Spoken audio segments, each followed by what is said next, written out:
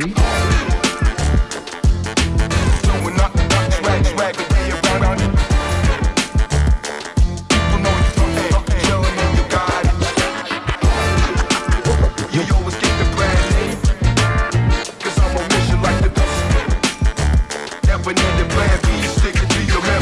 Are you ready?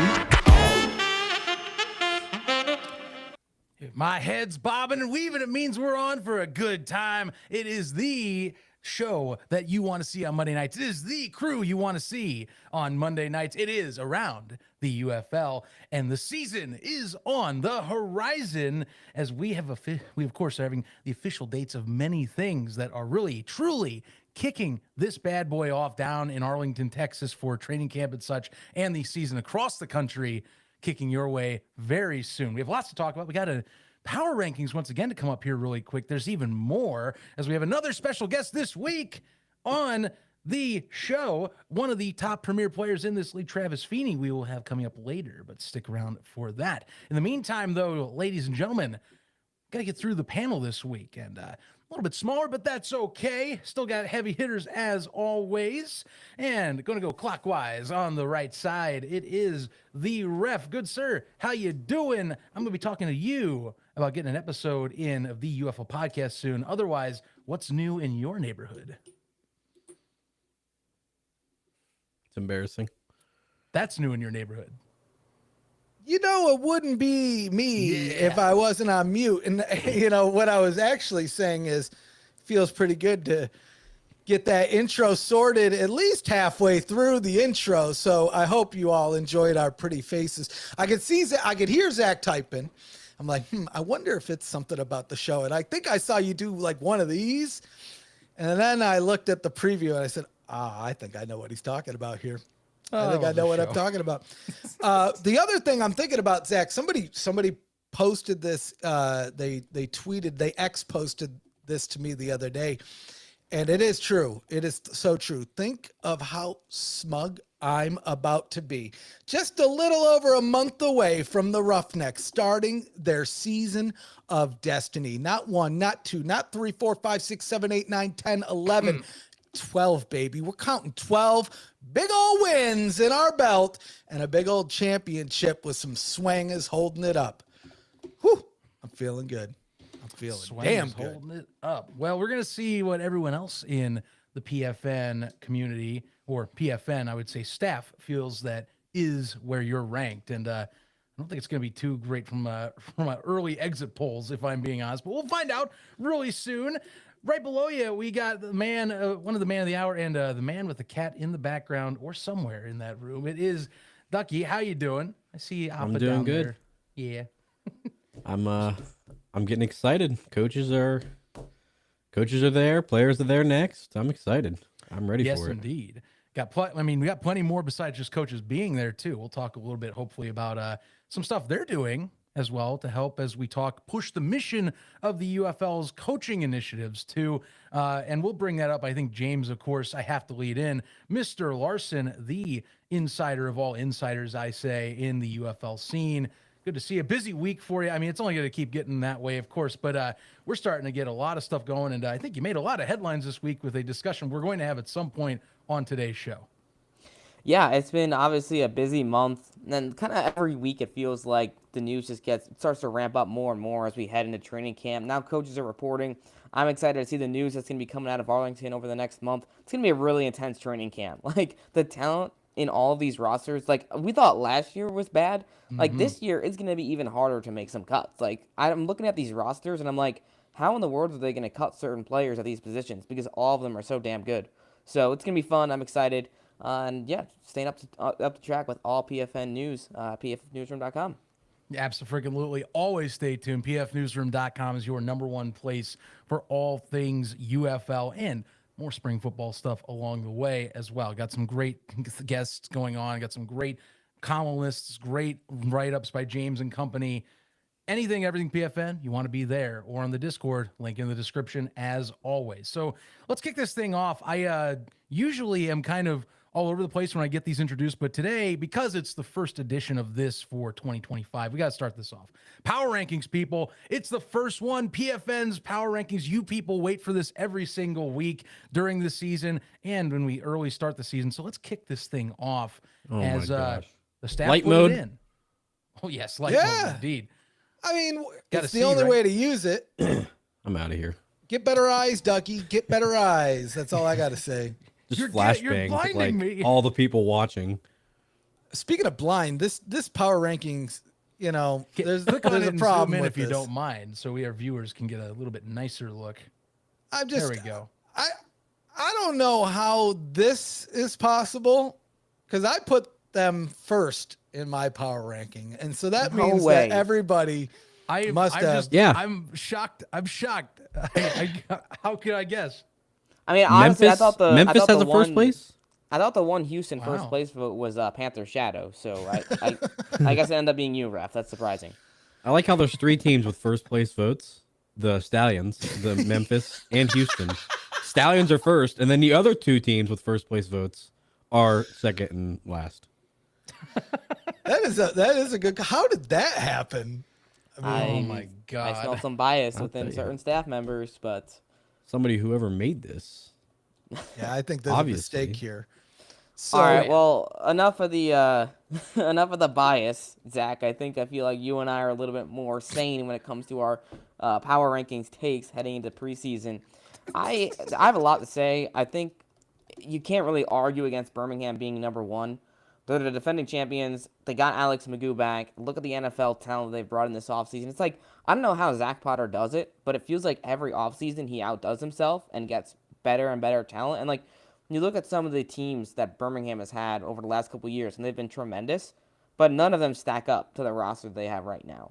Like, the Stallions genuinely have probably the best roster we've ever seen in spring football. Like, it's actually ridiculous when you look at the numbers and the NFL resumes that pretty much every single player on the roster has. The few guys that don't have a massive NFL resume are guys that have been on the team for the last 3 years and have won championships with them every single season. So, it's like, when you put that into perspective, it's like, yeah, Birmingham's obviously the clear favorite to be number 1 to start. Looking at 2 to 4, it gets a little muddy. Because San Antonio and St. Louis both brought in a lot of phenomenal players. They've got some serious talent, but both of them are going to have new quarterbacks this season. We Right. still have yet to see what Max Duggan's going to look like. We don't know what Chevron Cordero is going to look like in St. Louis. And on San Antonio's side, Kellen Mond, I'm sure he's going to be great, but until we actually see him on the field and perform, there's no guarantee that he's actually going to be spectacular. Because, I mean, we've seen it before, time and time again, where we see big-name quarterbacks come to the league and then they don't actually perform to the level that we were expecting. So that remains to be seen. Then Michigan's a bit of an interesting one because they brought in some new faces, but they brought back a lot of the same players, which makes sense. They had a great season last year, but we'll see which strategy plays off better, right? A team like San Antonio or St. Louis that really turned over a lot of the roster position groups on their roster, or Michigan that kept the same core intact after a 7-3 season. We'll have to wait and see how it plays out, but it's tough because all 3 of those teams are, in my opinion, on the same tier. I do have to agree, and it really, I'm being the Panthers guy. I got to step aside for a moment and kind of look at the overall thing as well. So I can't put too much in, and I think that with Michigan, what they're doing is they are stabilizing and getting as much of that core roster together and saying, okay, we felt we were close last year. What bits and pieces do we change out, or maybe we lost that we can kind of fix on the fly? And there wasn't too much. Yes, you do lose. Jake Bates is a big loss special teams wise, but as long as you get your decent amount recruiting on kicking, you can kind of save a little bit on that special teams corner as long as it's within reasonable range. It's not burning you every time. The bigger question is going to be coming down for them, to focus on the quarterback section. A lot of their specialty players they retained. Yes, they lost Wes Hills, but I felt like they did a pretty good job at kind of cycling in some newer, younger guys into that running scheme as well. And Matt Colburn took over as the number 1, so I didn't mind that as being, if they're going to focus on him this year, that's okay. But I think Nate McCreary and then Jaden Sheridan, who I really like his tape on, I think will be great for them. But focusing elsewhere outside the Panthers so I can get a little bit more. San Antonio, I think to me, what is holding me, putting them, and I put them at 2 myself over Michigan, I think that it's still AJ Smith's offense. I think because the adaptability and what it does for quarterbacks, where the scheme, if you need the basics down, and this is something I thought that I really like with his scheme is, it's a scheme that's about getting the ball out quick. It's about kind of focusing on getting your targets down and kind of moving the chains. And if you can find a special QB, or if Kellen Mond is that guy that can take it to the next level, say above a Chase Garbers, maybe you can extend the field a little bit better than a Chase Garbers, that would be a fantastic play. And I think that's what I'm leaning a little bit on, is I think that he can elevate Mond to be that guy. Otherwise, I like the veteran presence of Kevin Hogan as your secondary quarterback on there, or Jaron Quarantano if you had to lean into him. But I'm looking more at Kevin Hogan being more the veteran guy, someone that maybe can pick up and has been in the NFL scene a little longer and kind of can just take and plug and play if, say, Kellen isn't the right person in camp. But of course, leaning on Kellen. And then for St. Louis, I had to detract them a little bit only because they have some of the coaching changes. I need to see how this offense looks with some of those changes. I love Max Duggan. I think he can be a very versatile player that's been waiting to explode in a league like this. But we got to see how an offense operates outside Bruce Gadkowski. That's the biggest question mark to this whole thing. Otherwise, the roster moves that San Antonio and St. Louis have done, they're pretty good. I think that it's just going to come down to some of the execution on some newer pieces that will make me change my mind.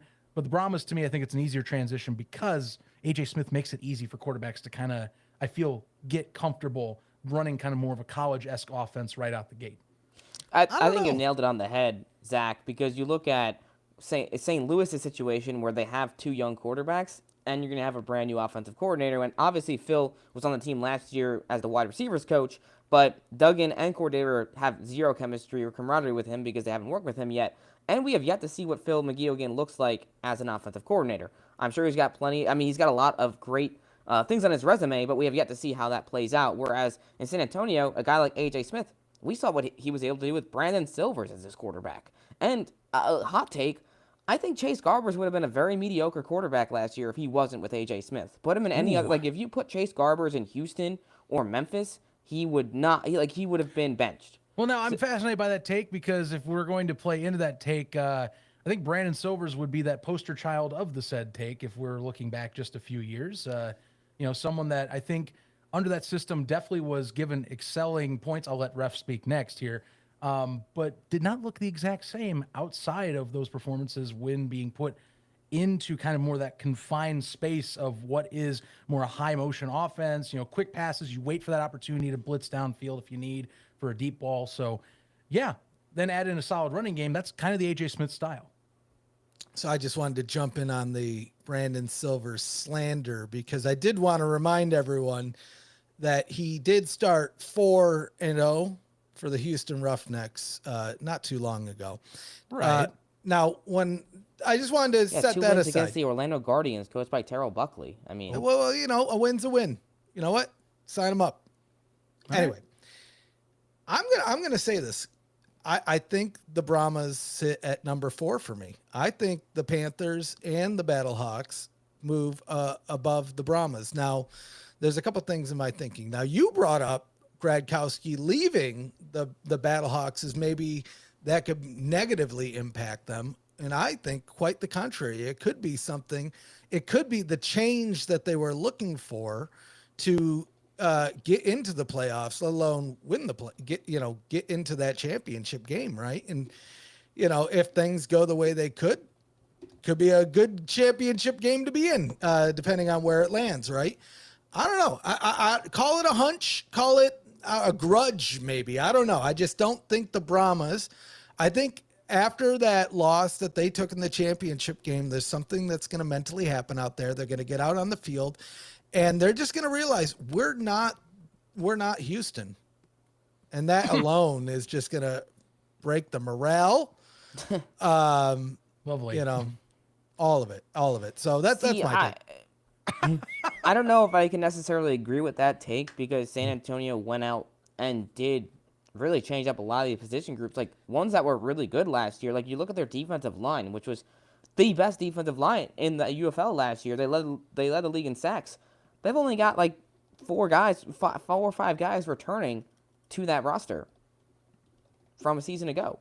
They've got a lot of new pieces. So I don't know. We'll see. A good thing is we're just about a month away, and I can't wait. Oh, I ref versus the world, because when the Roughnecks get that win, on that beautiful Friday night, late March 28th, oh, you and me, Zach, we aren't even going to drive home. We're going to fly home. Because I'm going to be on a Don't whole you live new in level. Houston? Yeah, but I can't. I don't live at the stadium. He's a little. You're gonna way. fly from the He's a stadium little way. into Houston? I mean, on my back, because I'm going to be so full of everything. I don't even know how to articulate myself. Just imagine how great the world is going to be. Actually, I can't talk about that on this show. We have a Battlehawks player on this show. Anything could happen in that game. Speaking of Anything Battlehawks, could happen. though, I have two complaints about this list. One, Memphis is too low. Like in all seriousness, Memphis is too low. I think Memphis what should be they've above done. the Defenders. I think Memphis is a top 5 team. Legitimately, they're in the top 5. And then Battlehawks not being at 9, I have no idea how that didn't happen. I know what you're thinking. He said 9. Yeah, I meant to say 9. I mean, looking at the bottom 4 teams, it's one of those things where obviously those are the 4 teams that missed the playoffs last year. So they've got a lot to prove. They've got a lot that needed to change this offseason. I look at DC and Arlington, and I see the two of them running it back with largely the same pieces. I am very tepid, I guess you could say, about Jordan Ta'amu returning to DC. I know we kind of talked about this last week a little bit. I need to see more out of him this season. He led the league in interceptions last year. He led the USFL in interceptions a couple of years ago. When he doesn't have the right pieces around him, he does not show up. We saw last year against St. Louis in that big game in Week 8 when they needed him. It was a win or basically go home matchup, and he choked. I mean, he really made some big mistakes in that game. They lost it. I don't know. The problem for me with DC and Memphis is that on paper, I do like Memphis' roster a bit better right now, but it's a new system. We've got a new head coach. You've got a lot of new pieces, and it's going to take some time for that camaraderie to actually come together. Whereas DC does have a lot of returning pieces. You've got Ta'amu, you've got Abram Smith, you're retaining your head coach. You have guys that were in the XFL championship 2 years ago. So in my opinion, that does give them a bit of the edge over Memphis. But that can change. Literally, that could change week 1 depending on how these teams look when they actually hit the field. Ref, I'm sorry to say it, but Houston should absolutely be at least in 7, but probably 8.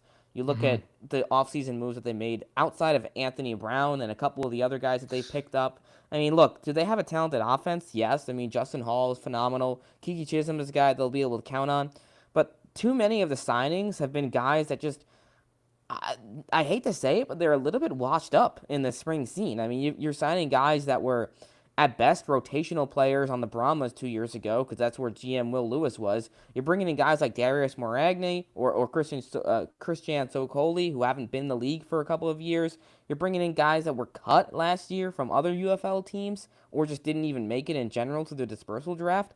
And then you're signing, like, some of the bigger names that you've signed are guys like Damon Arnett, who have had off-field issues.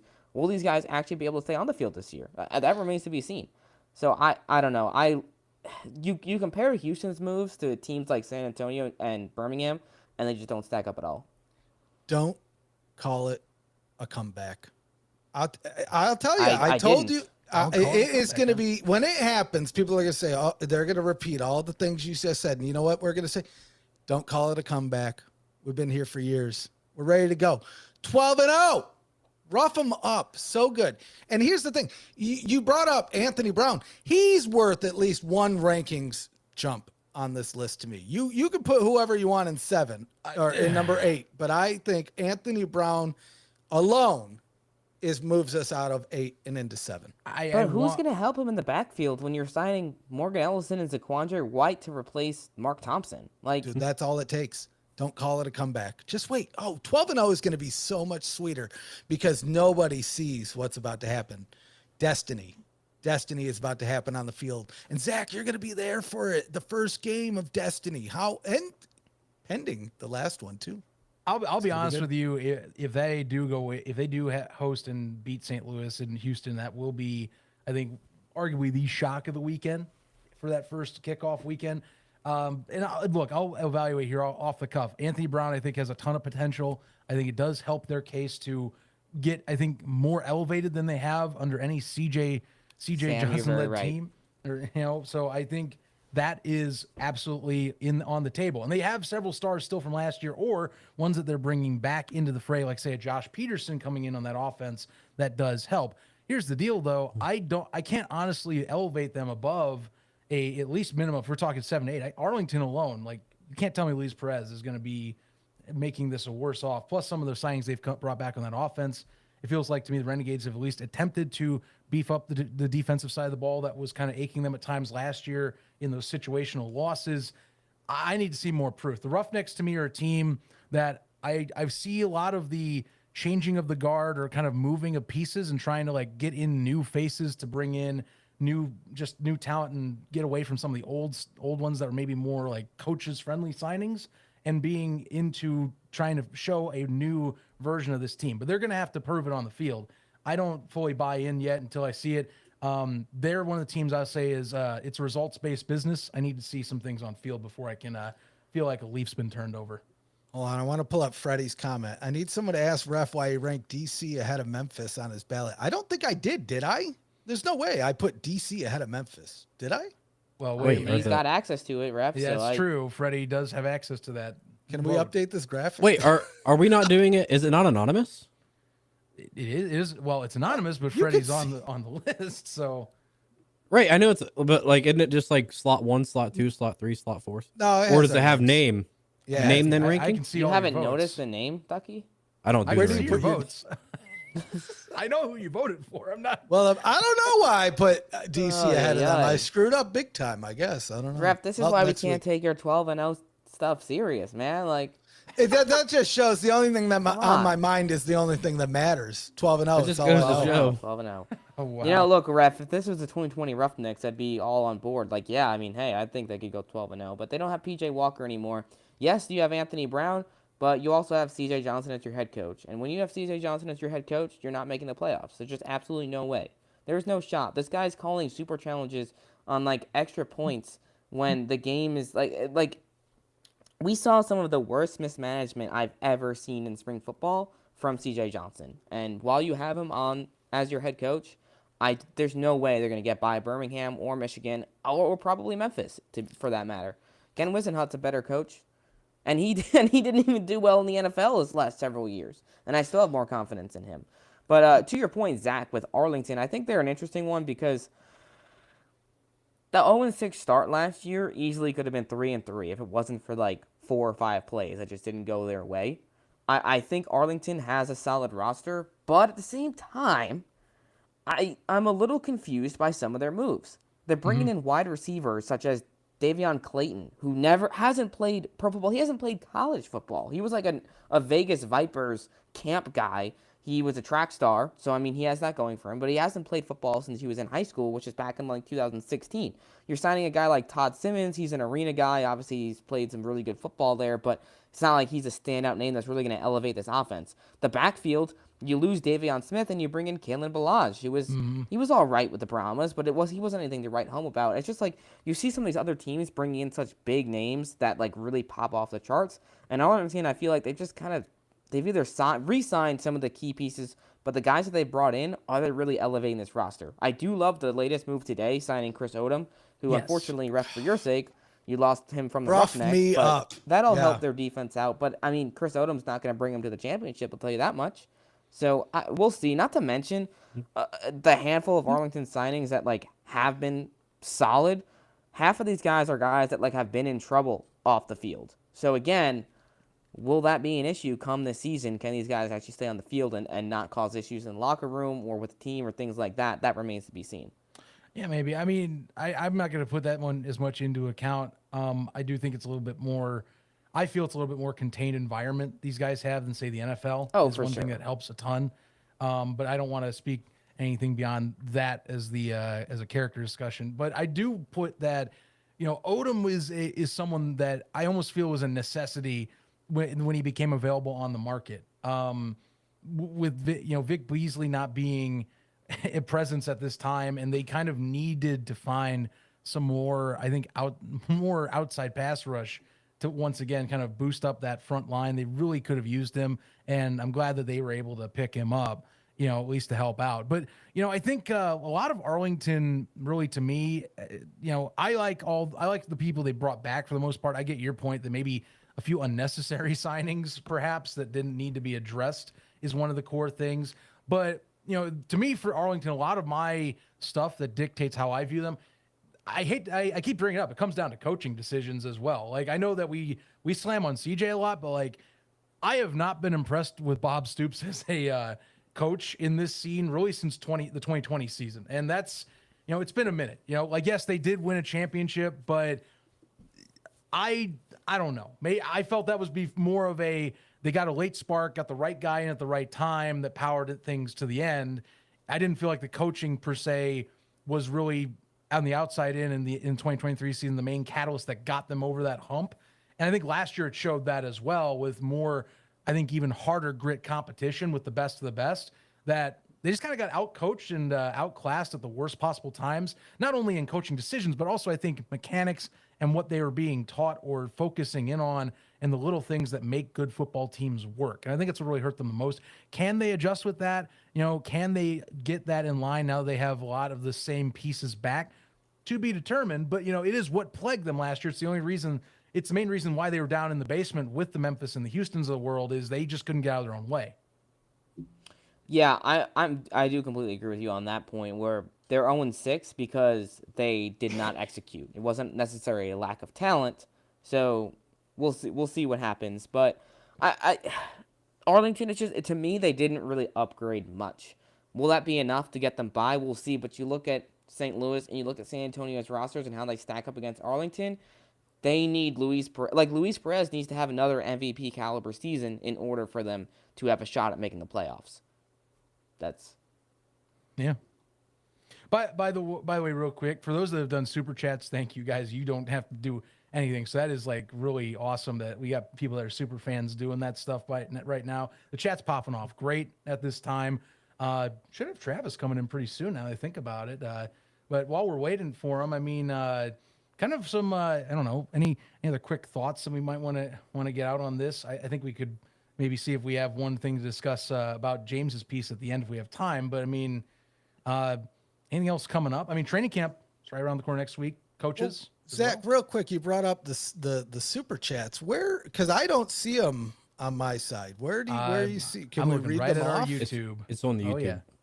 Let me You had refresh Chris the YouTube. Tisdale, who Shout out said, to Chris Tisdale, as well as Cards Nation 95 putting out Cacaw baby out there. Sign you up. No, we always appreciate it. There we go. Now it's shown here. Why does it? Wait, Riverside. Oh Zach, my you said God. there's two of them. What did Chris say? Chris threw out St. Louis sucks. Oh, So I can take read that it. as I you saw will. I just wanted to That's clip not that our for later. words, by the way. That's a super. I just wanted chat. Zach to say it so I could clip it later and use it out of context. I know. It's the true PFN way. Let me throw a couple audio- super chats in then. Leveraging audio out of context for each other. Oh, look who goodness. it is. We got What's the up, man of y'all? the hour. Hey, Look who has made it. Travis. I made it. I was loading in. Well, this is the point in the show. I will let James slide on in and guide our guest of the hour in for what should be a great conversation. Glad to have you, Travis.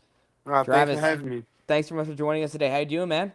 Doing good, man. Enjoying the bay right now. Still, it was sunny yesterday, but now it's cloudy today.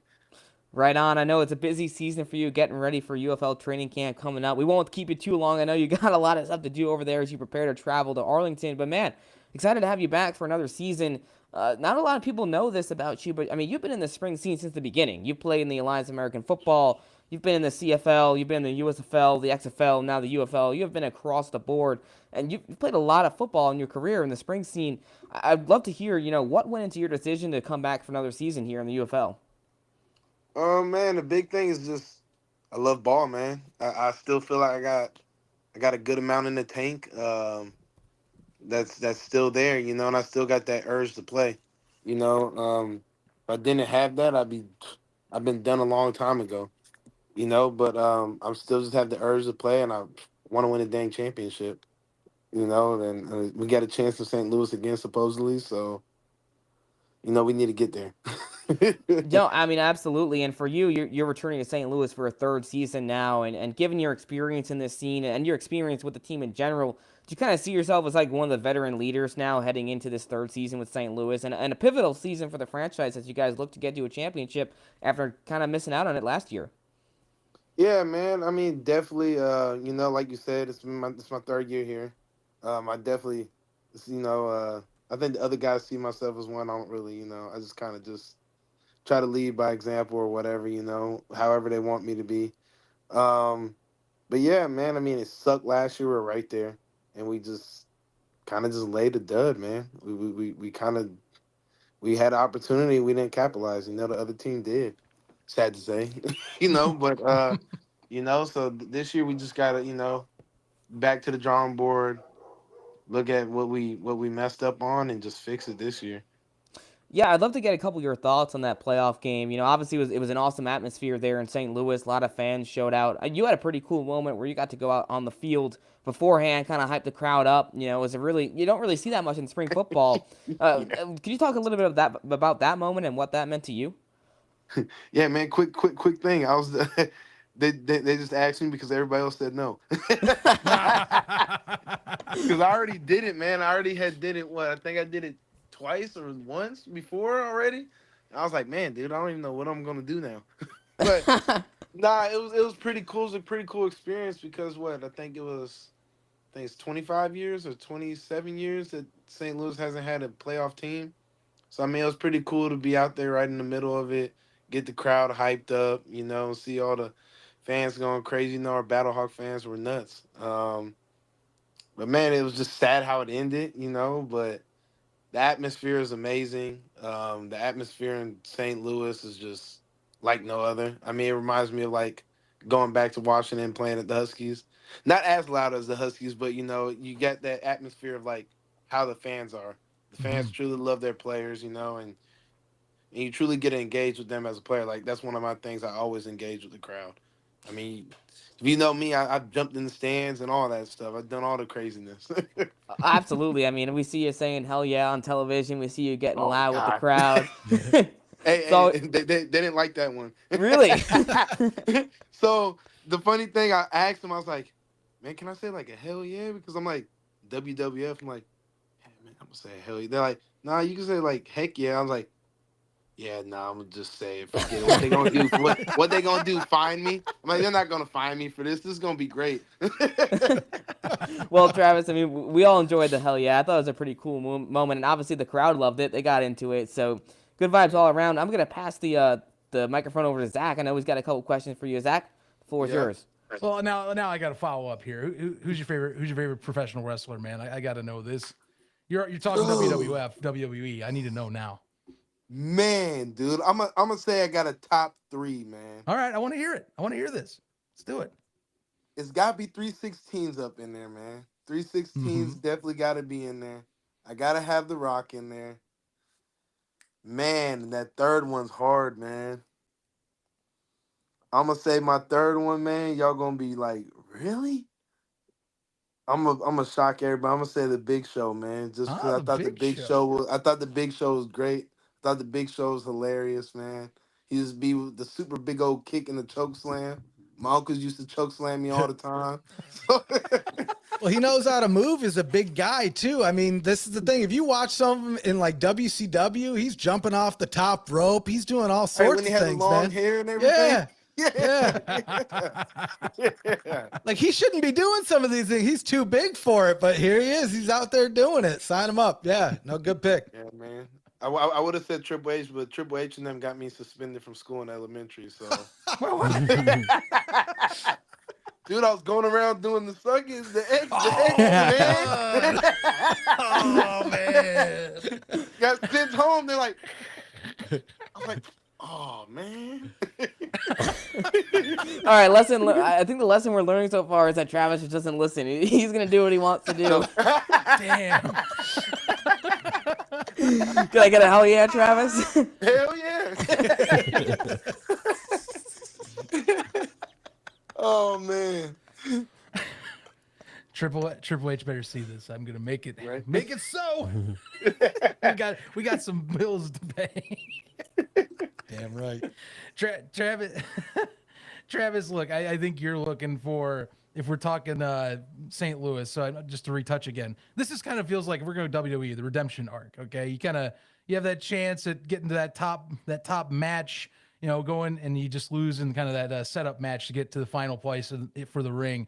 What is, you're the veteran presence, and I think Yep. you have a few new faces, but you still have a lot of guys last year. Like, we see that core. What do you think's the message right now going into training camp coming next Monday? Because I mean, look, you're that close. You made some changes, roster wise, one way or another.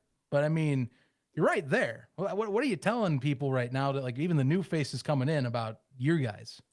Yeah, man. I think the big thing is just everybody make sure to just execute. I think the big thing was, I think definitely in that game was that we I mean, even I could look back and have some plays where I didn't execute the call totally 100%, and I think that's the big thing, is just we really got to go into, like you said, start on Mondays. Every man just do your job. Just do your assignment.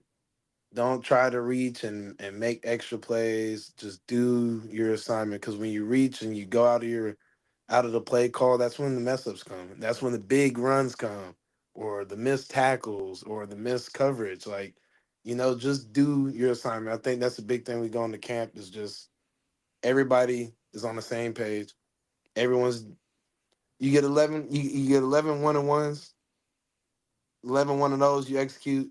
It's perfect game plan. You win the game. Mm-hmm. I think that's the big thing, is just make sure you're getting your win.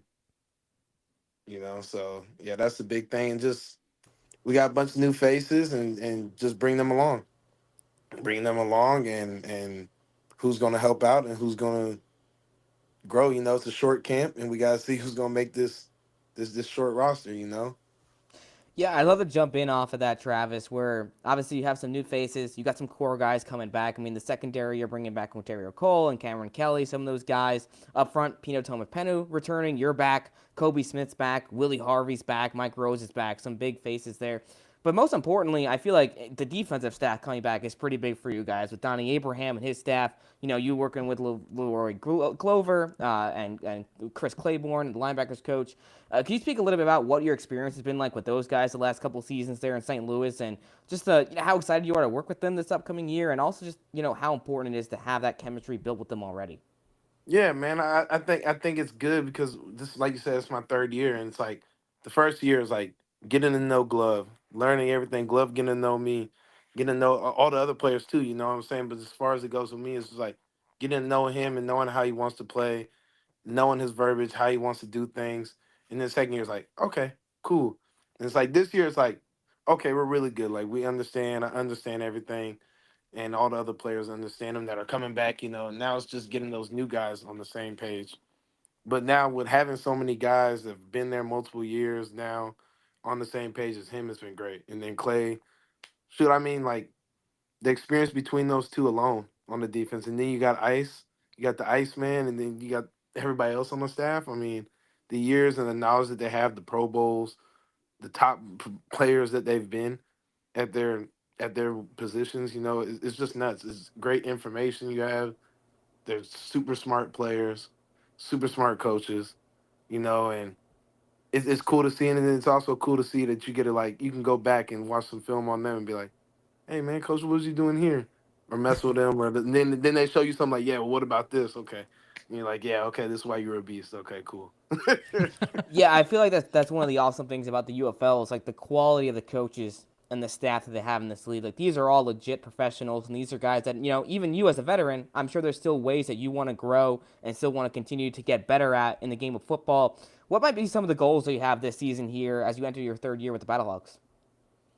Man, I think the goals is just for me specifically, is to try to make it as easy as I can for the secondary. I got to win my one-on-one. I got to get, even if I don't win my one-on-one, I got to get pressure. I got to close that pocket. Um, Whatever it is, how I can help them get a chip on the running back, get a chip on the receiver if I'm out there, and then to the field. However I can help those guys in the secondary or the guys in the backers make it easy, make a solid edge, make the running backs always have to bounce back or even keep bouncing outside and stretch the play out. Whatever I can do, I just got to make sure I do it at the best I can do it, and just make sure that it helps every other guy, because at the end of the day, I do my job. It's going to help those guys make plays. And as long as those guys are able to do their job on the back end, it's going to help me make plays. No, absolutely. I'm going to open the mic up to Ref. I don't know if you've got any questions, but I mean, you've been watching Travis for a long time. So if you got anything, shoot away. Well, I mean, you have quite the spring history here. You've kind of dabbled in a little bit of each of them here.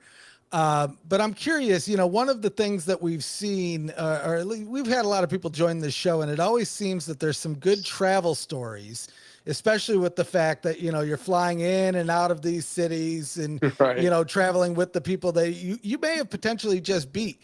And so I want to ask, do you have any good travel stories, whether good, bad, in the middle, anything you want to share? I don't got nothing too crazy, man. This is the first. I'll say it's always fun busting to San Antonio. We had I'll say my XFL that'd have been the XFL 2023. We had a fun bus. There's 3 buses. So you had, the offense, defense, and then you had like equipment, trainers, and everything. And the 3rd bus was a great bus. It was a fun bus, man. We had It's a the good party time bus. on the 3rd. Yeah, party bus, man. I like it. And like the boys always say, man, whenever we got that trip to San Antonio, Buc-ee's. Oh man, That's right. Yeah. Don't get So we us always started. stop at Buc-ee's, and guys are just getting like so much food and so much crap all the time. Trying to think, man, a funny story, man. The only funny story I probably have, that ain't even a good one. Yeah, man, I really ain't got no good ones, man. Most of the time I be asleep on the plane. Oh, you know what? I do got a good one. DC, man, we went to DC 23. And I swear, man, on that plane, man, I thought we were going to die, man. That dang plane, man, I started praying. My boy Donnie, he was the kicker at the time. He was praying. I'm like, oh, here we go. Just come on, please. Plane's moving. Everybody's looking at each other like, you just see people just waking up like, what the heck, dude? Like, what? Yeah, man, the plane was super, super crazy. Yeah. And it's Everybody's like, and then the plane lands. Everybody's like, man, get me out for this plane. Get me out. yeah, 2025 is already a weird year to talk about plane flights. So Yeah. great manifestation. Yeah, man, I'm a little nervous. Travis will take your bus rides to Buc-ee's any day, right? Right, man. Yeah, dude, I'll take a bus ride now, dude. I'll take one Madden bus, please. Yeah. Oh man, Dude, I'm like, we'll Ref, see what happens. Ref, I know you're kind of a Buc-ee's fanatic. Zach, so are you. I mean, the 3 of you, I feel like you guys got to have some favorite meal there or something. Oh yeah. Me personally, I generally like the brisket, but they got this new thing there. Maybe, I don't know if you tried it, but it's like a melt where it has like Ooh. brisket and it has like 3 kind of meats on it. And it's like almost like a grilled cheese. Next time, Stop it. next time Oh, you're on that bus, I'm look for there. the melt. Stop it. I'm there because Yeah. I just been on the brisket. Yeah, dude, you got to try that melt. The melt and the pulled pork is no joke. It's good, man. I love that pulled pork. I can feel my back growing as you talk. I always look. I'm a brisket guy. I gotta go for it every time. But one thing him and I always get, we always load up on jerky, at least 3 to 4 bags. I am a sucker for the Korean barbecue jerky. Their Korean barbecue jerky is fantastic. It is a guarantee you're gonna get something good with that every single time. Yeah, I mean, dude, you can't go wrong with food. I mean, freaking what are the beaver nuggets? You always get the Hell beaver yeah. nuggets as well. We pick up a bag of those.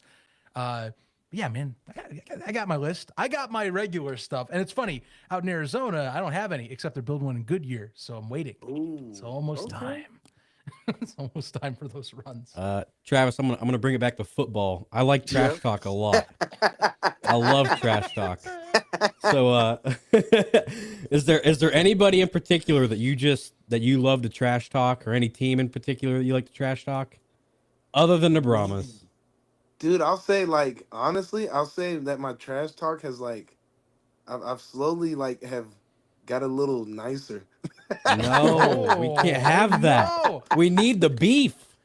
Dude, I'll say probably the team is definitely was DC, man. DC used to just they freaking make me mad, so freaking mad. I remember DC. It was DC last year. The tackle was talking trash real quick. I was like, okay. Oh man, you think this gonna work? I already know what you're gonna do. I said, okay. Next play, man, throw him into the quarterback, throw him into Jordan, and then my boy Jordan threw the pick to my boy Seabass. I said, hey, what'd you say again? And he wasn't talking no more the whole game. It's a rough game for him. It's always good to get somebody to stop chirping. That's the best feeling in the world. I'll say the best trash talking is in college, though, man. Oh yeah. College is the best one, dude. I think everybody in college, I feel like you're just wanting to get that energy out a little bit quicker. Dude, college, man, our special teams coaches, our coaches and stuff, man, we just find out people's girlfriends and their girlfriends' names on the field. And like, dude, we were bad, dude. Dude, find out the kicker's girlfriend. They're kicking a field goal, talking about his girl. How's Michelle doing? You still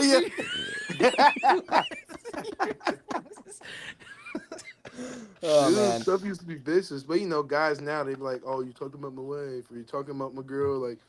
Like, dude, if I'm in your head and you want to punch me, hey. Yeah. Personal foul, thank you. I win. Panther, people don't realize it, but it's a part of the game. It's a part of it. I mean, hey, watch the Super Bowl that just happened a few weeks ago. Philadelphia knew the assignment. You saw a lot of times. They wouldn't get into those messes. That helped them a lot. Execute. It was so pretty to see that D-line they just destroyed them. Yeah.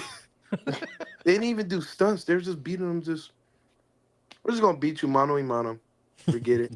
There's something about watching a train wreck on one end, but also would be, I think, an orchestra on the other with a defensive line play. Right. It's beautiful. Travis, I really appreciate you taking the time to join us today. I know you're a busy man. You're getting ready for training camp. One more question for you before we wrap things up. What would be your message to the Battlehawks fans getting ready to come out and support the team this season? You know, I mean, the support they've shown the last few years has been tremendous. And what would be your message to them and just about the upcoming year for the Battlehawks? Like I always say, man, we need more. Just fill it up even more. Fill it up more. We're going to bring something special to the city again. And this time we're going to get there. You know, we got no choice, man. We owe it. We owe it to the city. We owe it to them. And we just owe it overall to everybody. Just get there and make it happen. Right? Absolutely. You know, so we just got to get there. But, you know, hey, call is the law. You know, we going to get there. You know, I feel like you guys all got to give me a call just because we on here, you know. You're not going to get one from Ducky. You are not going to get one from Ducky. If you got one from me. Caca, Ducky, you got to do it. He'll never live it down. You got to do it. Caca. Oh, clip it. Oh, no. That clip is going to be clipped for Dougie. You cannot let this one get out. Boogie is going to hate me. He's probably already messaging me. He's like, seriously? Seriously? Oh, man. Travis, again, this was a great time. The USFL had, or I would have said the ex-banditos, man. It's to you. Goodness gracious. Thanks for having me, y'all. Yeah, Travis, thanks so much for joining us. Safe travels to camp. We're bringing out our next guest now, Jack Bishop. Jack, thanks for joining us. Jack, you and Travis know each other a little bit, I'm sure. Later, Jack. Yeah, we do. Yeah. Good stuff, Travis. Thanks so much for joining us. Jack, we'll jump right into you. Thanks for joining us today on the show. For those of you not familiar with Jack, he works with bar representation, does a bunch of marketing with players and things like that. Bunch of amazing work behind the scenes. And Jack, how you doing today, brother? I'm doing good. How are you guys? Doing well. I mean, just had a good laugh with Travis. What a guy. Jack, I just figured I'd let you take the floor a little bit, talk about what you do. I mean, the work that you do behind the scenes for the players, helping them get deals, helping them, keep their careers alive on and off the field. I just love to give the floor to you and let you explain, what you do. Yeah, for sure. I mean, first off, Ducky, that was great. As somebody who follows spring football very closely, I see all the slander St. Louis gets from you. That was pretty good. That was good. Yeah, so I'm not I own. No, you're not. Probably not. But yeah, so I own my own company. So I'm a senior at Mizzou. So I'm finishing up here. I'm a sport management major. Last July, I started my company called Bishop Athlete Representation. Started working with Darius Shepard back when he was with St. Louis, doing some off-field marketing for him. Did a youth football camp. You can see it right behind me right here. We brought in Jake Sutherland, Travis Feeney, and Darius Shepard into the St. Louis area. We did a camp with them at a high school. We set it up in 2 weeks, and we had over 50 kids. We got it going way earlier this year. It's June 21st, and we already have over 10 signups, which has been great. And then after that, it just kind of started expanding. I work with about 10 Battlehawks, and then a couple Renegades, a few Showboats, and then I think that's it. Just really working with these guys to get them off the field opportunities. With it being a spring league, a lot of them, like I tell people, they have great agents that get them signed in these leagues, but oftentimes they're overlooked for marketing. And there's a great atmosphere in St. Louis, especially to get deals. And then even down in Arlington, there's some awesome stuff too. Yeah, no doubt. I mean, obviously for these guys trying to continue their careers, not just playing football, but their careers after football are important too. And if they're getting into these communities and getting their name out there, that's an important piece of it as well. So, kind of what is your goal with these players, working with them off the field to get them some of these deals and move their careers forward, not just in the UFL, but just in general? Yeah, so I think that's really important. A lot of them, like I'll work with them on like LinkedIn and stuff. If they have questions about like, hey, do you know anybody in this field? Like, so for example, when we were doing marketing out in St. Louis, he really wanted to get into tech stuff. And so when he was out in St. Louis, we'd visit like tech places, and he would introduce himself to them. Because I'm a St. Louis native, so like I know a lot of people out here, and like it was good to get him involved. And then I also like I can't control if like they go to the NFL because that falls on their agent. But what I can do is like, oh, you're interested in maybe working for this company after retire, like I'll reach out on your behalf and kind of put in a good word. Or like if I know somebody in that field, that I'll get them in touch. So really just trying to serve as kind of that off-field like liaison for them that can help them find the next step in their careers. Yeah, I mean, a lot of the time in the scene, sometimes it's not what you know, but it's who you know. And Jack, I mean, someone like you is able to connect players all around. You know a lot of people, so being able to know those people, give them connections, that's huge. And you're a St. Louis native, and I kind of want to open it up to everybody here because I know, Zach, you want to talk a little bit about just what the UFL's been doing this offseason or what they haven't been doing when it comes to just fan engagement, things like that. Jack, you've been in St. Louis. You've seen it there, what they have done, what they haven't done. Zach, I don't know if you want to take over here and just kind of get into that discussion. Well, I think I more want to bring up because I think it's getting highlighted more so. We've had a few, pieces. James, we've talked about this a lot, and your own story writing on this too. But from various sources on, it seems to be that there is a bit of a struggle of sorts with maybe engagement in a way. If I'm wrong, I don't want to say it's been all bad because I think it's been improving. But what has been kind of some challenges for you guys with like maybe the setup you have, or something you're trying to tackle this year? How are you trying to? What are you looking at as a core thing to tackle? Yeah, so like with my company, the big thing. So I guess a little more background on me. So actually, I used to work for the Battlehawks. I was in game day operations, so I was down on the field. I would run the flag. I would do all sorts of things. I did that in 23 and 24. Oh no! But in 2020, hold up! No way! You were one of the flag runner guys as well. Yeah. So I was a flag runner guy. I ran the flag out of the tunnel, and that was really cool. Like really, really cool. As somebody who played football his whole life, running out of a tunnel in front of 40,000, even if I was just carrying a flag, was awesome. But then 2020, I was a fan, and so it was very interesting to kind of see. Like I always tell people, the fans love the Battlehawks. I mean, it is like nothing you've ever seen. But the players love the fans just as much because, I know it's talked about a lot. Not some cities, like they're getting 7,000 to 8,000, right? And then you go play in St. Louis and it's like, oh my God, there's 30,000 people here. Like there's a clip of a Memphis guy saying, oh, my high school was louder than this. And I mean, St. Louis fans were like, yeah, you're not telling the truth. Like, no way. And so it was interesting to see that. And then to talk more about like what they're doing, they've definitely started to do a lot more involved in the community. I think they've made their hires of marketing people and stuff that have really helped. And then for my company, I've just been trying to do everything I can to get my guys out there, like not under the league. Like, so like I can't use like the Battlehawks name or the UFL name. Since I'm not employed by the league anymore, but sure. I still try to I do like STL pros, or I do professional football player. And the players have good following, so I promote it with them. I'm in a Facebook group that I post all the events we're doing on. And so like, yeah, I try to find these workarounds and get these guys involved as much as I can and as much as they're able to come out here and get involved. Kind of a follow-up here. So like I said, you deal with several markets. So just to top off, I mean, I imagine, and I've seen this, and I'm just speaking from discussion I've had, not only UFL ticketing, marketing discussion, but I mean, I'm talking like minor league sports, lower level football, arena type of discussion. Every market's different, correct? It's not, this is not the same solution you tackle. And I try and stress this, and I'd like to have you talk about this a little bit more. This is a very complex problem or issue to tackle.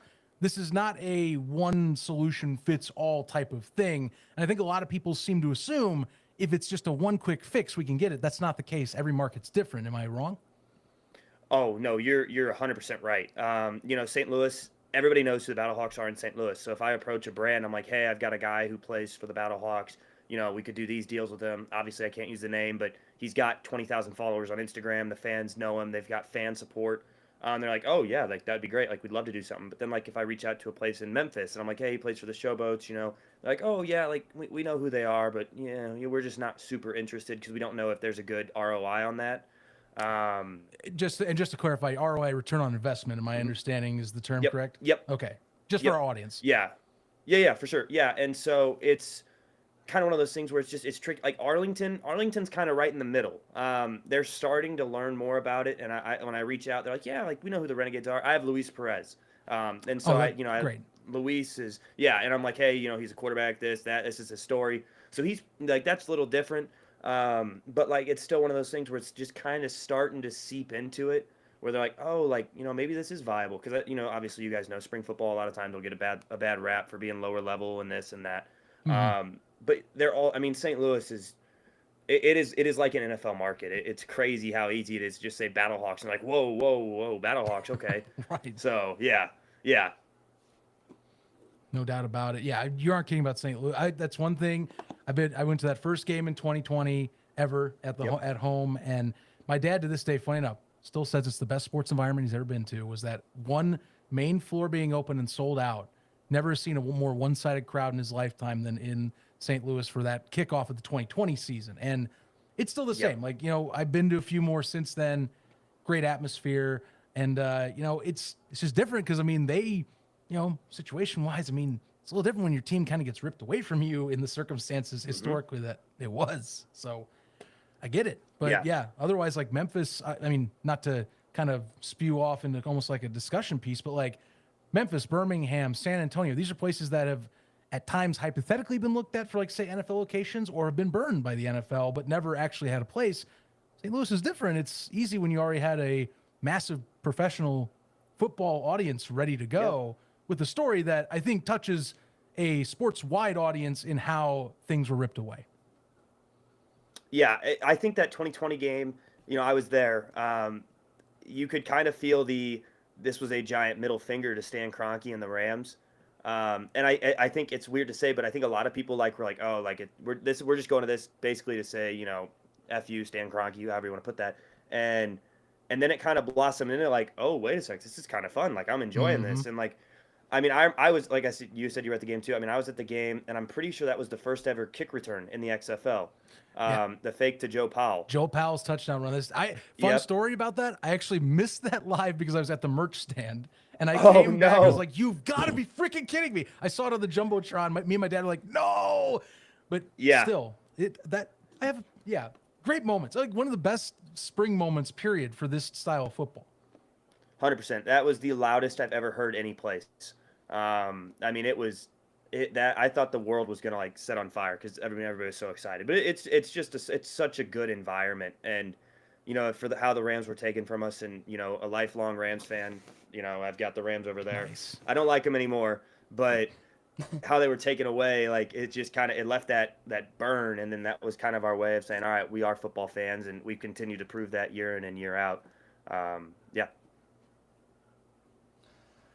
Yeah, I mean, Zach, I know we're going to touch on it here at some point, but we look at kind of some of the fan engagement this offseason, and it definitely has been a little bit disappointing. And it feels like that's kind of the general consensus from all the fans around the league. Where, I know I released that article at the end of last week, and the amount of people that have reached out to me or just have discussed it in general would have been like, yeah, like, in our market, we used to do this and that, but now we're not doing any of that. And tickets are going up, but we have less benefits and things like that. I feel like the league is starting to lose its connection with some of these markets. And if that trend continues, like, it really does put the league at risk of continuing to actually grow. And they're either going to plateau or they're going to start to decline. And if they decline, I mean, look, it's spring football and it's not going to work. Right. Yeah, and I mean, so like one of the things, I don't know how familiar you guys are with Missouri. So St. Louis is kind of really close to Illinois, and then Columbia, where I go to school, Mizzou, is in the middle of the state. And we did a meet and greet actually out in Columbia. Darius came out with Kevon Latulis, who was a running back last year, and then Kendall Blanton, who played for Mizzou and played in the NFL, came with Darius. And we did a meet and greet. We actually had a pretty solid turnout. And one of the parents was like, "Hey, how do we get tickets to this?" And I was like, "Oh, they just released this $100, 4 tickets in the end zone, 4 meals from High Point, like whatever you want." And they were like, "Seriously?" I was like, "Yeah." He goes, "Show me that." And so I showed him. He's like, "I'm going to show this to my wife. We're going to buy tickets." And Columbia is an hour and a half away. And like, I mean, heck, I was in St. Louis one day and somebody came up to me and he goes, "What's that on your shirt?" And it was a Battlehawks shirt. And I was like, "Oh, it's the Battlehawks." And he said, "Oh, I'm from Colorado. I thought that was like a high school team." I'm like, no, this is like professional football." And he's like, "Huh, I need to look into that." And I agree. It's weird because, like, I just feel like they're in a way, like, I don't ever want to like talk bad about the league, but sometimes I'm just like, what are we missing here that should be getting hit? Like, why are we not doing certain things to engage with the fans? Why are, and I know there's a lot of handicaps and finances and stuff that have to be covered, but the fans want engagement desperately. And it just feels like there's a lot of opportunities for it that get missed up.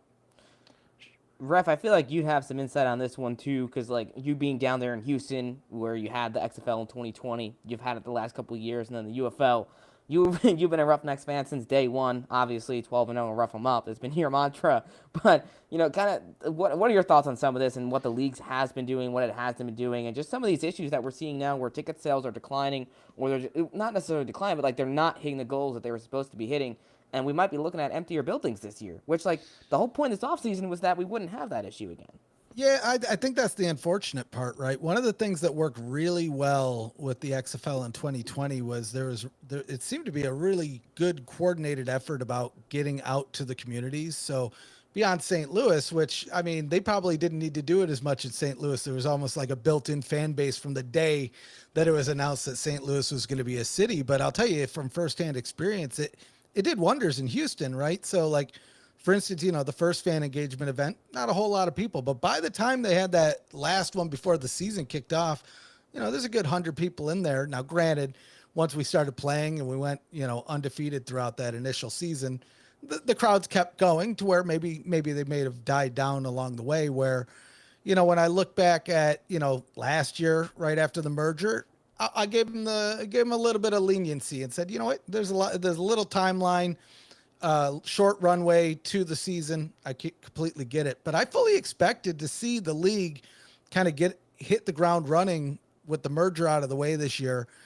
And, they had a few fan engagement events, but since, one of the ticketing people left out here in Houston, there hasn't been a whole lot, even including this past weekend. They had a, select your seat event in Houston where, the previous years they would have that event. They might bring out like a Daryl Johnston or CJ Johnson or somebody like that to like rally the troops after that. This year it was purely come select your seat, and that was it. And so, again, there is limitations. There's probably some budgeting constraints. When you look at just spring football, you compare that to the NFL where the budgets are like unlimited. The staff is unlimited. I think that the groups of people that are working behind the leagues are doing as good as they can. And quite frankly, they're doing really good with what they have behind them, which is just the unfortunate truth of, like, if they had a little bit more funding or a couple more people behind them that weren't just like the people like us that are going out of our way, granted, like what you do, Jack, is like, it's a business. What we're doing is just kind of like a hobby, but all of it contributes almost to the same goal. to where I would like to see a little bit Yep. more effort behind the league from that perspective. I know that was me just sitting on my soapbox a little bit, maybe not much of a question, more of a statement, but I think it's something that we all Yeah. kind of see, right? Yeah, well, and that's what I always tell people. I did that when I started bar. Honestly, it was for experience. I wanted to be able to put it on my resume of, hey, like I did this and I was able to work because I want to be an agent. I want to be an NFL agent. Nice. And it's grown into something really cool, and it's opened a lot of doors for me. And I just kind of always saw that there was kind of untapped stuff there, and that often these guys are overlooked. Like when the off season hits, it's like, oh, okay, whatever. Like, and a guy like Travis Feeney, for example. Travis has fan clubs. Travis has been on the front of STL Post Dispatch. He has like 10,000 Instagram followers. Like brands know him, and he's great on social media. And it's like, all right, well, I'll do stuff with him. Like, he's got an environment there. Let's see if we can do something. And we get him out there, and like I said, I can't say like Battlehawks and stuff like that when I promote it, but when fans come, they know they know who Travis is. They show up in their Battlehawks gear. They hang out with other fans. Like we went to a pizza shop. I mean, I had 4 hours to tell people these guys were going to be at a pizza shop because Darius and Travis were staying in town. 50 people showed up, and I mean, we walked in and it was caw, caw. Like, I mean, it was like, Nice. You would have thought like they had weeks to prepare for this. And I mean, I had a guy tell me, he's like, yeah, I was out hunting. And I saw the message on the Facebook. I told my wife, get the kids ready. I'm on my way home, and we're going. And it was like, it's just one of those things where it's like, well, that's really cool. But unfortunately, I don't have, like, I've learned that I don't really get that in other markets. Michigan Panther Pride, I saw he was in the chat. He's great. He's doing awesome out there in Michigan trying to spread the word. There's another guy on Instagram who's a DC fan he's doing, I mean, I see, like, I followed him, and he comments all the time on random people's posts, just the video of the USFL in the kitchen. And I'm like, this is great. Like, everybody's trying to help this league succeed. And I think that there's a lot out there, and I'm hoping, as they continue to grow, that they continue to learn that too. Like, the fans want to be involved. And I think they just got to figure out creative and fun ways to do it to get the fans involved too. Yeah, and it's a balance. I do think, from just our experience over the last several years of doing either UFL podcast or even this show, at this level, I feel like you really do need some sort of like at least you can't go full bore and just let everything run wild, but you do have need some grassroots consistent presence. I feel that does help with expanding in markets that I think especially are like the ones that are, hey, we're new to the scene. Maybe we do have, like Memphis and Birmingham. They have experience with football, but we're here and we're here to stay, and we want to lean into that and grow with you. And there's been efforts. I just feel like you need to do a little bit more of that. And Jack, I'm going to ask you here because it is with a player discussion. I think part of this does go into marketing discussion. You hinted a little bit. Players do go to the NFL. Players do. Their off seasons are a little more uncertain with this level because they're right now for the foreseeable future 1 year deals, and you try and kind of move on. And if you don't, you come back, you're all recognized by a core fan base. But I almost wonder, and I want your thoughts on this again, because you do market with the players in particular. Do you think some of the hesitancy with marketing specific stars is because they might just be here today, gone tomorrow? There's no consistent through like an NFL star, because I'm not saying merch sales in particular, like putting someone slapping on a t-shirt, but like, having someone like, say, Alex Magoo, he leaves for a little bit of time. He's come back. I'm surprised we haven't seen more of that from a return. We did get a post today while we're talking, but that's a big name to me that I would be leaning into. And I'm shocked that I haven't seen any recognition of that. I'm not in their heads on that, but that surprises me because there's only so much destroying you can put on there before I ask, who else do you have? Right. Yeah. So from my perspective, like I work with Andy Isabella, for example. And he's one, like, obviously I want all of these guys to go on, have a great season in the UFL, and then they get signed to the NFL. That's ideal for whoever it is. I don't care if I work with you, don't work with you. But I think from my perspective, you've got them in your league for now. Promote them. Like, promote it as, hey, like, we have Alex Magoo, we have Matt Corral. Like, I don't care that in 3 months we may not have him. Okay, that's fine. Who's next, right? Like Trey Lance is a free agent. Like, if Trey Lance came to the UFL, I mean, I feel like they should promote that like crazy, even if you lose him after a few months, because it's name recognition, if that makes sense. Like certain guys, they know, like, okay, you know what, spring football, I like it here, I'm comfortable. Maybe my NFL days are probably over, but I like it here, like I'm good. But like Alex Magoo, who's kind of that revolving door, promote it. I mean, like this guy's a stud. Promote him like crazy when you have him, or Max Duggan, for example. Promote him like crazy because we've got him. And then as he moves on, okay, he's gone now. Who's next? We have Hakeem Butler. Okay, Hakeem Butler, we're gonna promote you like nobody's business. Okay, you're gone. It's just kind of that revolving door of promoting them, because then it brings your average football fan into it. Because a lot of people are like, oh, it's just glorified college football, and it's like, well, I mean, not really. There's some guys who are legit, like second round, first round NFL draft picks out here that it can play, and people just don't really know it. Like they don't care. And Destroying, for example, they promote Destroying like he's a Hall of Fame kicker, and his content's great. But what they don't know is Chris Payton-Jones is a corner for the Battlehawks, also has a YouTube channel, also films behind the scenes content. He only has like 1,200 subscribers, but he's like, Jack, because I work with him too, and he's like, I'm gonna promote it all year. Like, I will film Battlehawks game days. Like, he wants to find people that will film him playing, and I'm like, I think that'd be really cool. Imagine getting behind the scenes of Battlehawks game days at the Dome. Like, if they could promote that, that'd be awesome, right? Because Chris has been playing in the XFL and the UFL for 3 years, and he loves it. And I'm going to get a lot of backlash for this probably, but I feel like Destroying was kind of just a marketing ploy. And I never really understood that signing, and I think he takes a lot away from guys who are really here for the right reasons and who are here to make a difference and go to the next level, whereas Destroying got signed because he has 4.5 million YouTube subscribers, if that makes sense. And again, that may be something that is a hot take. It's a valid point. I'm going to break my neck agreeing with you.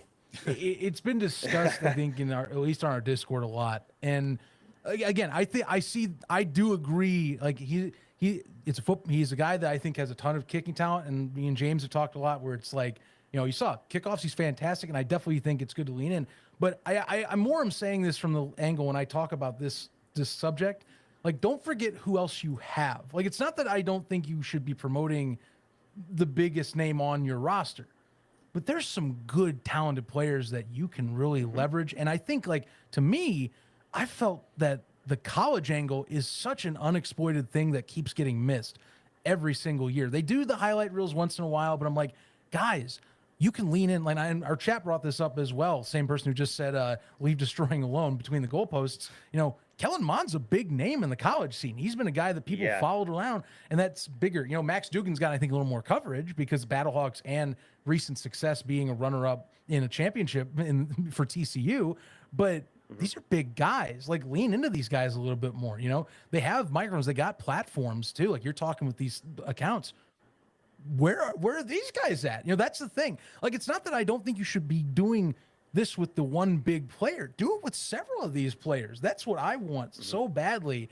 And that's why I think it's lost when, like, one of us brings this up. It's like, it's not we don't want to see Destroying's face. We want to see others along with it. There's a lot of great accounts and people out there and personalities out there. Bring the league's personality out. That's what I want. And I don't see that enough. I actually haven't seen that since really 2022 USFL, when they had their own behind the scenes series. That's the last time I truly think that we explored that very deeply. Well, I'll one up you, because actually I think we saw it in 2023. One of the things that I loved about the USFL was the player of the week stuff, right? So they were getting like Nike Air Force Ones custom with their names on it, or it might be silly, but they had those Miller High Lifes with their names on them and things like that. But it's because of that, then they would go make a shirt on Breaking Tea that week. Part of the proceeds went back to the player. And now you're kind of expanding the idea, because now you're promoting the league. Potentially somebody buys that shirt. That's a USFL or a UFL or an XFL shirt, but you're also getting some extra money in these guys' pockets, which is kind of along the lines of what you're doing here, is looking at other opportunities just to promote these guys. Because, Ducky, you're wearing the sweater right now. Boogie's one of these guys, right? Everybody was talking about the Super Bowl commercial this weekend, but a couple of years ago, Boogie was in a commercial of his own that had nothing to do with spring football, right?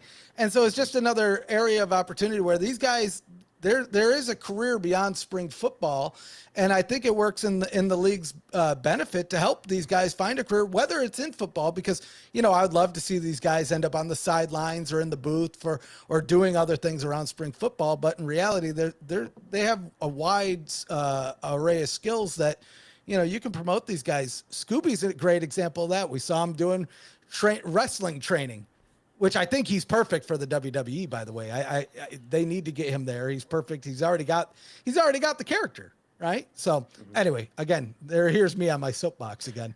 Well, and I thought you were going to lean in 2023 XFL, which I'm not going to forget about that series too. But that too, yeah. I'm not saying that that's the direct solution, because clearly you do have to put in some investment into that stuff. That's why the USFL didn't go back to that behind the scenes series after its second year, which was disappointing, but I understand you have certain things to balance. But there are ways I feel you can do that on social media, or leveraging your players to add to the social media was the conversation. And I think that's what I'm asking is, you have a social team, talk to your players. That's my thing. You have people that are people in the real world to use as well, that can bring that stuff, relate to the fans you have, Right. Well, and that's what I've tried to do with a lot of the guys I work with. Like, we went on that Battlehawks fan group, has like 30,000 people in it. A bunch of the players are in that fan group. So Steven Gonzalez is one of them. Like, hey, Steven, we're going to do this thing because we're selling T-shirt jerseys and graphic tees of the guys. So I'm like, we're going to go on. We're going to do just a Q&A, like a Reddit Q&A basically on Facebook. And all these fans commented their questions, and Steven went on and answered them. And it was a budgeted behind the scenes for us, because it got people to connect with Steven and Steven to connect with the fans. And I do think, though, like, and tying back to Travis, I mean, Travis is a spring league vet. Travis has played in the AAF, the USFL, the XFL, the UFL. Like that, I feel like there's some cool stories to be told there with the different leagues. Because I love talking to Travis about, as somebody who's followed since the AAF and the San Diego Fleet, talking to Travis about the different leagues and what he thought of them all and this and that, is one of the things. And Luis Perez, I mean, Luis is writing a book. He's coming out with a book about his journey. And so I know he talked to you guys about that, and like I'm hoping the league promotes the heck out of that, because like that's a cool story. That's a cool story, and they're able to tell. Sorry, apartment Wi-Fi is not good, but trying. It's struggling, but like there's so many different things. Like I think a lot of times these players just kind of feel like they're there to play the game, and then they get tossed like to the side. Tell their stories, like connect. I think that's one of the biggest things is there's the lack of connectivity. Sure, you have your stars, and that's great, but find your lunch pail guys that are getting their hands dirty. They're doing everything they can, and tell their stories. Connect them. Like Travis, again, Travis is great to work with because he does it on his own. He comments on people's posts. He gets up in the stands and he's throwing a beer back. Like, and he's like, I might get in trouble, but oh well. Like, it's one of those things where it's like I really appreciate that because fans connect with him. And it's those sorts of things, too, where it's like I hope to see the league embrace a little bit more of that as well, because, look, obviously you want to be a professional standalone league, and that's what you are, but you're also not the NFL. And spring football is all about innovation. It's all about transparency, and it's all about connecting with the fans. And that means that you're going to have to do some non-traditional things. You're not going to be a fully traditional football league if you're playing in the spring. That's just how it's going to be. Well, James, great example of this, too, is the 2020 XFL. Remember how that social media campaign, talk about Bailey Carlin, redefining kind of how sports. Oh, Bailey, I miss him. I mean, think about this. He was great. That is considered as well one of the defining, I think, traits of the XFL in its 2020 iteration. That 5 weeks is the strategy there. I mean, I'll be honest with you, we didn't see anything like that with professional accounts on a regular basis until after that league season happened. Look at these league accounts now. You think that without that, maybe or not as early as that, we would be seeing like the Chargers making an anime schedule release or something like that, or other goofy, like kind of relatable things on like main socials? No, it used to be more corporatized. That's kind of the stuff that you need stuff that gets out the mold. Right now I think we're kind of in this like state of, well, this is what we all do. Now let's do something different. We gotta have that little extra effort if you want to get that extra out of it. And that's I think what's missing right now for what we have seen in the past that's not currently showing up, at least on that side in the marketing department. I'm with you there on that one, Zach, especially because, like, again, it's supposed to be about innovation, so why there isn't much trailblazing when it comes to social media, like, that would be a gold mine for the UFL, and they're not really capitalizing on it much. Jack, I really appreciate you taking all this time with us today. As we close up this segment with you, is there any message you have for the players? People that might be listening. With what you do to connect with you. Where can they find you? Things like that. Just anything you want to get out there before we wrap this up? Yeah. You can find me at Bishop Athlete Representation on Instagram. We're pretty active on there. We just did the LeBron video where it's the boom boom boom with Travis Feeney. So that was pretty fun to make. And so yeah, just come follow me on there. If you got any ideas on what we could do with players in your market, let me know. More than happy to look into it. Our DMs are open. So yeah, thanks for coming on. Excited for this year with camp starting and everything. We're hoping to get more content out and just staying involved and keep helping these guys. If any players are watching this and want some marketing help, feel free to hit me up. Love to work with you. Right on. Jack, thanks so much for your input. Thanks for joining us today, and we definitely look forward to keeping in touch. And if there's anything you need, you know where to find us. Appreciate it. Awesome. Thanks, guys. All right. Fun show. Good show. Yeah. He wanted to get away from you, Ducky. Yeah. This fucking Yeah, we guy. say long. Whoa. Hey-oh. See, That it's extra- the end of the On show. that note, Extra time today for sure, folks. Hope you enjoyed a little bit extra coverage here. Jack Bishop was a great talk, and it's nice to get that. You don't always hear that side. We love discussing players, but I think like I said, a lot of the discussions have been around the business as of late, and I think getting kind of like talks about ways, at least from outside looking in, how we can look at this. It's good to have that conversation because it's something I think they imagine they're talking about too. Just to wrap that up. My last thing on it. But yeah. Please tell me that was an accident. What? I didn't it came see up anything. and down, wherever that was. I so. didn't see anything. Anyway, points. points. Is that you, Zach? Are you doling them out this week? I mean, I certainly can. I can certainly do that. Let's see. How am I going to do this? I'll do this really quick, counterclockwise on my screen this time. So James is going to give you a crisp 10 points right off the bat. Great questions leading in. Double whammy on the interview. Actually 15 today because double whammy was the interview setup. So let's definitely go. going to do that. 15 for James. Ducky going to land you with 10. Actually go with the bonus 2 points, 12, getting Travis to talk about beef. So add on I'm doing that. the call. That was risky, I was about to say, Ducky. and then double the 12 because I did that. That's 24. Persuasion is a nat 20. You get a 24. So Oh, 24 my God. points today for Ducky, landing it on there. And then, Stefan, you're going to get 12. I will give you the 12.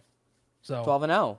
yeah. That's right. 12 How and would you 0, say that, baby. James? And I'll Zach, slap on, I mean, I'll slap on whatever a you're crisp going to 10. give yourself, double it because everyone else got doubled. So I get 20. No, that's not right. I get the 15. You get the 20. James, we'll do it that way. There we go. I gave you 20. It's too late. let's Damn, go. I'm doing it. Zach, you deserve it. Well, thank you. Points will eventually be tallied up, as always. Have to make list that in at some point. Yeah, it's kind of wrapping things up, gentlemen. Any other final things we can do today? Like I said, pretty jam-packed episode. So lots in here. One point here on the points. So I hadn't seen this the last few times that we made the points, but I'm glad I put this in here. Does anyone remember there's a bet on the points between bet? James and Ducky? Oh. 69 Oh, no. points if 2 games go over $1 million on Friday before James. Now, I can't remember who was saying it was, or I don't know who wins the points. It's the problem. No, I remember this now. I said that they would go over 1 million in ratings. Okay, so we have And that I on the think- books too. And I think James said they wouldn't, and I said they would. And I'm so glad the Battlehawks are in it. That's a good point. Well, and the Roughnecks. And the Roughnecks. That's America's team right there. Yeah. That's at least Totally. one of them. Totally. Also, Yeah, that completely was- off topic. Goes back to marketing, probably ended on this, but we can sit here and we can complain about the league not marketing and all that, but at the end of the day, the league's greatest marketers are the fans. So whenever you're out and about, just tell everybody about the league. Like, if you're just getting something at the gas station, getting gas or anything like that, just mention something to somebody and word will spread, and then people will eventually start watching this league a lot more, and then fans will start showing up. It just takes consistency. Never underestimate the power of word of mouth. That is Yeah. still a very vital tool. And can't help. Good conversation starters. Well, I'll add on to that too. Don't be a doomer just in life in general. It's bad. It's cancer of the mind. It will destroy all creativity and anything that could come to you by being a doomer. So there's a lot of oomers that you shouldn't want to be, but doomer is one of them. Man. That's directed towards the UFL subreddit. Yeah. All right. Yeah. Anyway, I'm going to wrangle this back. Folks, check us out at Around the UFL, by the way, for socials. Also at UFL Podcast for all of our stuff between me and the ref. We will have an episode this week. Mark our words coming up, especially with training camp coming down. And I have a few other extra things I want with more time to say about some of this conversation we had today at the end. So him and I will definitely have a even more in-depth, I feel, conversation. Not saying it wasn't today, but we'll have our own separate one and kind of to more compartmentalize things. Check us out. That'll release this Friday or is Saturday. We'll let you know. Coming up Mondays as well for this show, as always, 6 p.m. Eastern time. If you're joining late, join us. We're doing these weekly right now, and the season is going to be insane with what we've been planning for this year's Around the UFL. Also, check us out as well for supporting the show. Help us with some codes beyond, breaking T, 10% off. Oh, that one doesn't work anymore. Doesn't work anymore? Yeah, no! Don't make me a doomer. That's okay. Well, don't use that because I will have lied to you. Well, they just don't sell the shirts anymore, and so the code by proxy doesn't work. So right. it's a double whammy. But anyway. Royal Retros. Yeah, Royal Retros though, dude. Use that code up, dude. If you have a code, this is the code to use. USFL podcast. Oh, retro makes me 10% off your Is order. it still USFL? Yes. podcast? Yeah. Yes, I gotta hit up my homeboy and just get a new code. Which, by the way, you can get that stuff not only for some of their great XFL and USFL gear they have there, but it is one of the official merch suppliers of Arena Football 1, and they got some sweet new swag dropping on there if you're checking out some Arena Football stuff. So be sure to look up that way too if you'd like. Yeah, thank you guys for supporting the show. Appreciate the super chats and everything today. Again, we don't expect those. We appreciate those. That is a ton. That is awesome. Keep on being great fans you are in the chat and on our Discord, PFN Discord, link in the description. And we'll see you around for the ref, James, Ducky. I'm Zach Kyleman. Catch you on the next one, Monday, 6 p.m. Eastern. This is ATU. Battlehawks And rock. no, St. Louis sucks. Oh. Man. I think we got it in.